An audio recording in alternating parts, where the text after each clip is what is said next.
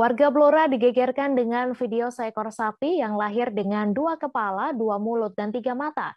Video yang diunggah ini pun menjadi viral di media sosial. Berdasarkan hasil penelusuran, anak sapi ini merupakan ternak milik Supardi, warga RT 1 RW 2 Desa Kebonrejo, Kabupaten Blora, Jawa Tengah. Supardi mengatakan sapi berkepala 2 itu baru saja lahir beberapa waktu lalu. Ia pun kaget melihat anak sapi yang dilahirkan indukan itu dalam kondisi tak sempurna. Sementara itu, Kepala Desa Kebonharjo bernama Jiar mengatakan kejadian ini menggemparkan warga setempat. Warga kaget saat mengetahui sapi tersebut memiliki fisik yang berbeda dari lainnya. Ia mengatakan kejadian seperti ini baru saja terjadi di wilayahnya.